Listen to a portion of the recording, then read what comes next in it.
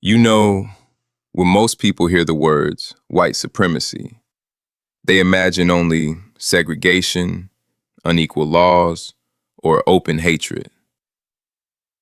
But perhaps the deeper question is not only who held power, but how power shaped memory. Because the deepest form of domination is not controlling a person's body. It is controlling the story they inherit about themselves.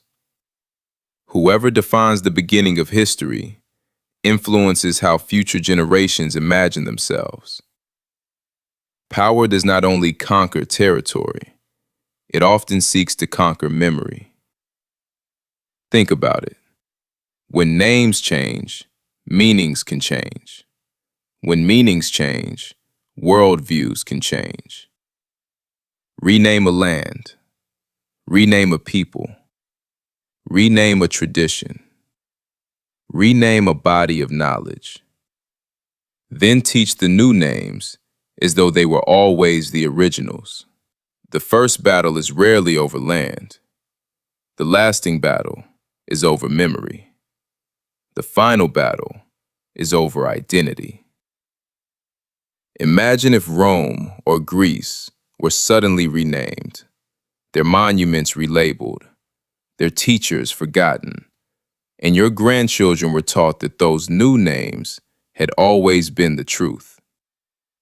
You would immediately understand why names, language, and historical memory matter. A people disconnected from their historical memory become easier to redefine through someone else's worldview. History is never only about facts. It is also about emphasis. What gets celebrated? What gets minimized? What gets forgotten? Some systems of power elevated Europe as the primary source of civilization, while minimizing, overlooking, or erasing contributions from many other peoples. Whether we are speaking about science, philosophy, navigation, mathematics, architecture, or spirituality, every civilization deserves to have its contributions examined fairly and remembered honestly. The strongest empire is not always the one with the largest army. It is the one whose version of history becomes common sense. A worldview becomes most powerful when people stop recognizing it as a worldview and begin calling it reality itself. That is why I ask different questions.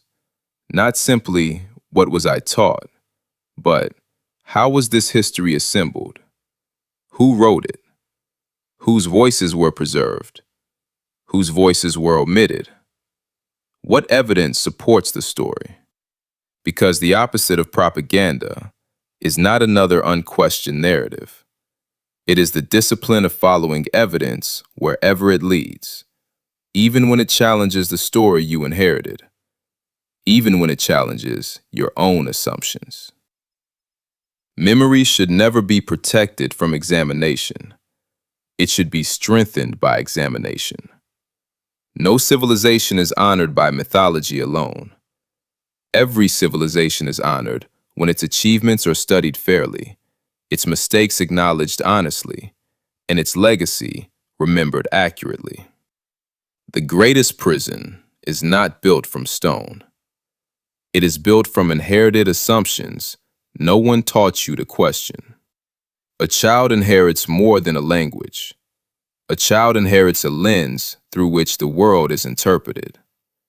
Control that lens long enough, and people may mistake one perspective for the whole picture. So I will not surrender my mind to inherited certainty. I will investigate. I will compare. I will question. I will examine.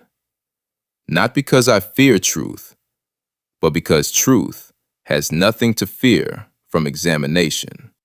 The strongest mind is not the one that accepts every inherited narrative, nor the one that rejects every inherited narrative. It is the one disciplined enough to examine them all with humility, evidence, and intellectual honesty. Ashe.